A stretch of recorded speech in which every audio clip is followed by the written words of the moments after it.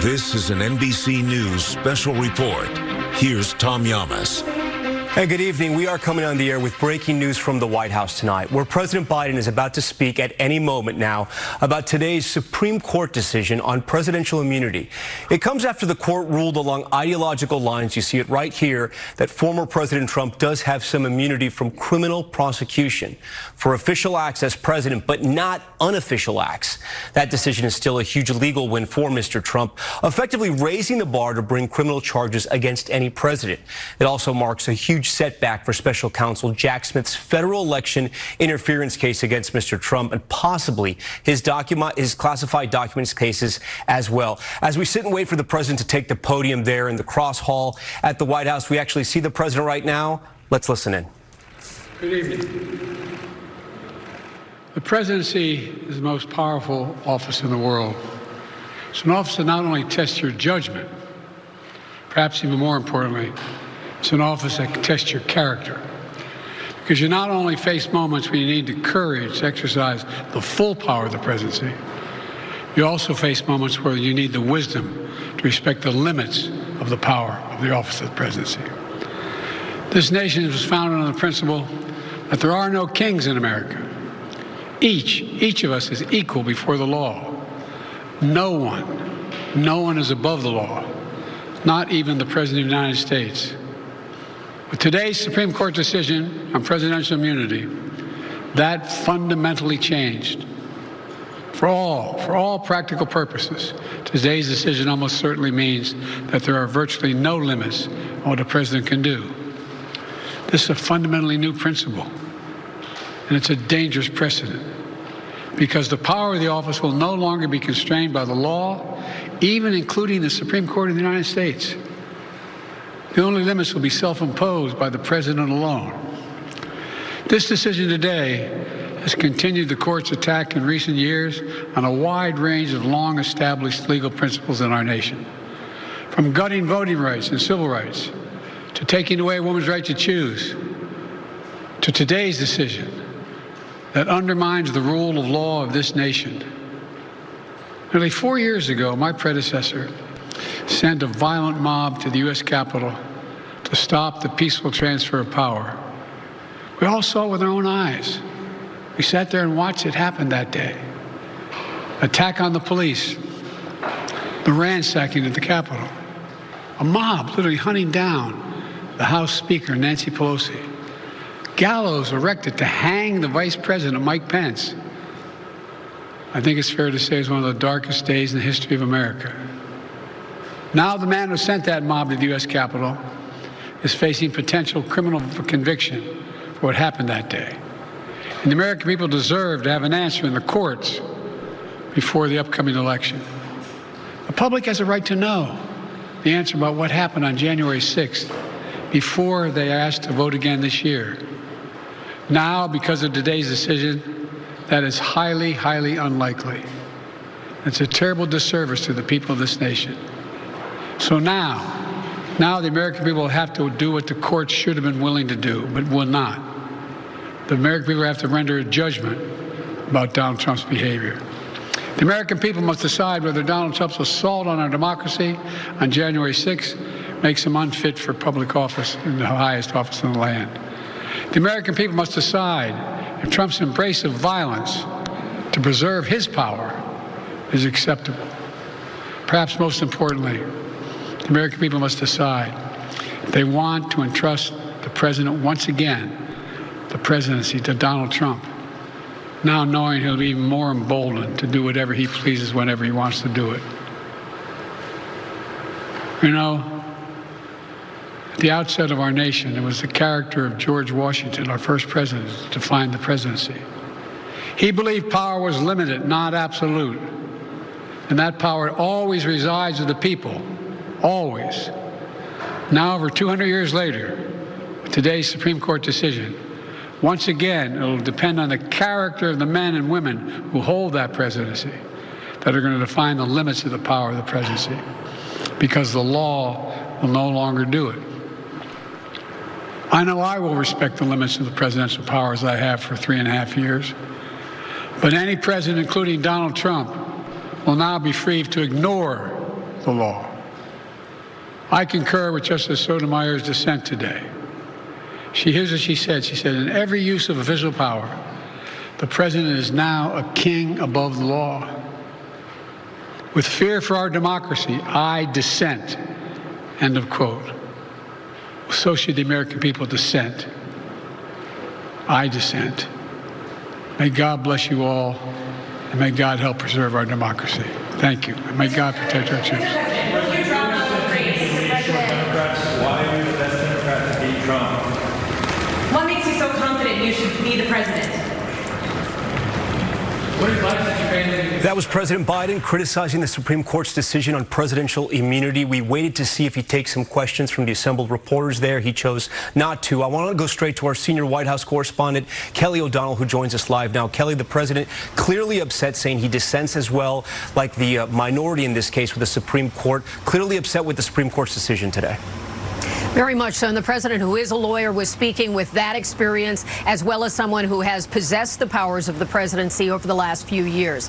Implicit in what he had to say is also a campaign argument that the president makes about the choice that voters would have in November. Of course, many people are wondering, what will that choice include? Will Joe Biden remain on the ticket? He did not take questions on that subject. He has not addressed it publicly beyond what we have seen so far at one rally in North Carolina and at some fundraisers where he intends to stay in the race. There are still questions for those in the Democratic Party about whether they will support him, and some are saying they will wait for polling on this. This was an official speech from the president about the actions of another co-equal branch of government, the Supreme Court, and the president giving a warning that the power of the presidency would have no limits if a president does not use judgment, wisdom, and character. So an official statement from the president, but certainly campaign ideas, themes, and messages were implicit throughout his remarks. Tom? All right, Kelly, stand by for us for more on the politics at play here. Let's bring in our senior Washington correspondent, Hallie Jackson. Hallie, throughout this speech, the president kept pointing to the people, right? The American people who will vote in November, saying they will have a say in this, that maybe there will be no trial in this case, but there will be some type of trial when the voters vote in November. Yeah, he said it's going to be up to the voters, to the American people, who will render the ultimate judgment here in this character case that he has laid out, as Kelly so well noted, against former President Trump. That is central to the argument that the president has been making for months now, that his campaign has been making. I will tell you that today's ruling has triggered a deep sense of dissatisfaction among some Democrats, not just with the decision itself, but more broadly with the court. You had former House Speaker Nancy Pelosi, for example, suggesting that the justices, in some instances, have gone rogue here. You even have Congresswoman Alexandria Ocasio-Cortez suggesting that perhaps she may seek to file articles of impeachment, presumably against some of the justices, when the House returns, when Congress gets back into session. That would be symbolic. The House is controlled by Republicans. It almost certainly wouldn't go anywhere, but it gives you a sense of how frustrated I think some Democrats feel. On the flip side of the coin, you have former President Trump taking yet another victory lap here on this, Tom. He is calling this decision a big win for him. And listen, to be clear, politically, it is, because this virtually assures that there will be no verdict in this federal election interference trial until after the November election. That is what his team have wanted all along here, and it appears that that is what he is going to get. That's echoed by allies like House Speaker Mike Johnson, who's saying that this ruling is a victory now for the rule of law. So a lot of reaction, a lot of fallout from this monumental ruling today. And President Biden there, in that very brief speech, again, as you note, no questions there, but really laying out what he sees as the stakes, not just today, but come November as well. Hallie, I have a couple questions for you. You know, on the flip side, you were talking about a victory for the president because this means there's likely not going to be a trial before the election. We'll get into that with Danny Savalas, who's also standing by for us. But I want you to explain this to our viewers, right? Because there was a chance, and a good chance before this decision, he possibly could have to be in trial, in court, while the campaign was going on into November. Yeah, that's right, because the judge in this particular case, again, the one brought by special counsel Jack Smith, had suggested that she would want to wait about 3 months from the time that she got the case back from the Supreme Court until the time they move forward with the trial. But here's the thing. For the reasons that you have laid out, for the reasons of the decision of the Supreme Court today, a lower court is going to have to sift through specifically what evidence may or may not be introduced here, given this roadmap that the Supreme Court justices have laid out between what is an official proceeding, what the former president did that can be considered among his core constitutional duties and what is done in his private capacity, alleged crimes that he did in his unofficial capacity, acting not as president but simply as a private citizen. That's going to take a minute. That's going to take a little bit of time, and that is why you are seeing this political win for the former president here as we head to November. And let's talk about the optics here too, Hallie, right? The president clearly on defense right now because of that debate. There was an opportunity here to speak to the American people from the White House and again show a side that is completely opposite to what he showed at the debate. And that is after that widely panned performance seen by many Democrats as simply, in a word, disastrous. His campaign has been scrambling to do some damage control here. So like you, Tom, I was interested to see, would the president maybe take a couple of questions? He hasn't done much off a teleprompter setting where he's reading from a script since that debate night. That obviously did not happen tonight. We'll see if that happens in the days ahead here. But what's also interesting here, Tom, even tonight, you have seen some top Democrats, right, members of the Senate, members of Congress, come out and say not publicly that they believe that the president should step aside. So far, we've heard that anonymously from some Democrats and in these op-eds from the New York Times, from the Atlanta Journal-Constitution, suggesting that President Biden should step down and should be replaced on the ticket. But you're starting to hear concern about how, for example, some Democrats say they weren't really prepared for what they were going to see on Thursday night in the debate. You're hearing more vocal discussions about the conversations that are happening inside the Democratic Party. Now, the Biden campaign, as our colleague Kelly O'Donnell well knows, is pushing back vigorously on this. And you have First Lady Jill Biden even today now out in Vogue magazine saying that the family does not believe that those 90 minutes on debate night should define the 4 years of the presidency so far, suggesting that he and the family will continue to fight. And you are seeing that, of course, from the campaign tonight. All right, Hallie Jackson for us. Hallie, appreciate that. For more on the legal aspect of this case, I want to bring in Danny Savalas tonight. Danny, Hallie was just explaining to us there about what the official and unofficial duties of the president are going to be, and that a lower court judge is going to decide that. What are they going to look like, and how do they exactly figure that out? Well, the lower court will decide that on this particular January 6th federal case in D.C. And the judge has a real challenge because it is easy to say in principle that there's such a thing as official conduct and purely private conduct, and then maybe even these core executive functions.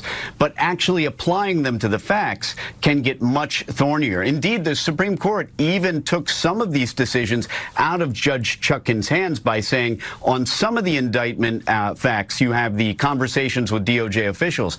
Those are absolutely immune because they fall within that core executive function category. But you could take almost every exercise of executive power and call it either purely executive or motivated by private interests. Here's a further challenge. The Supreme Court says that you cannot look to motive. So arguably, even if an executive action has an evil motive underlying it, a purely personal interest motivating that executive action, the court appears to say that you cannot consider that. So this is a real challenge for the lower courts. And then the other three criminal cases, to the extent they have to do with official action, some do more than others. The Georgia case makes a lot of the same allegations that the District of Columbia case does. So that is probably the ripest for attack by the Trump defense team now that they've got a very favorable immunity ruling in their hands. And Danny, briefly, because I want to get back to Kelly O'Donnell, who's got some new reporting. I do want to ask you, does this essentially kneecap, if you will, the January 6th case that Jack Smith brought against the president? It does, and here's why. First, anything that is arguably core presidential conduct is out, and the Supreme Court already took some of that out. The conversations with high-level DOJ officials, that is no longer, that's absolutely immune, that will not be prosecuted. But then going back, the magic word, and maybe the most important word in the entire opinion, is the word presumption. As it goes back down, this is not a do-over. Donald Trump benefits from the presumption that his conduct is official. The burden is on the government to prove that it is not official. So Donald Trump starts this race out ahead as it goes back to the lower court. It may be that that is the most consequential word in the entire opinion, the creation of this presumption of official conduct. Probably, arguably, the biggest surprise in this case today. Danny Savalas, we appreciate that. Kelly O'Donnell is still at the White House for us. Kelly, I know you have some new reporting about how this speech came together. Both White House officials and those at the campaign had expressed to me today they wanted the president to be more visible. And so his remarks tonight actually represent a hurrying up of his schedule and return from Camp David and pulling together the work behind the scenes to make these remarks tonight so the people could see him. Of course, he didn't take questions as we discussed, but this was a way for the president to be on stage and visible after Thursday night. Tom? He spoke for about 5 minutes again. Yeah, we were all waiting to see if he'd answer some of those questions, mostly about the future of his campaign, but he looked at the reporters, he turned and decided to walk off. Kelly O'Donnell, we thank you for all of your reporting. We want to thank Hallie and Danny Savalos as well. That concludes this NBC News special report. We're going to have much more ahead on our streaming network, NBC News Now, online at NBCnews.com, and tomorrow morning on Today. I'm Tom Yamas in New York. We thank you for watching.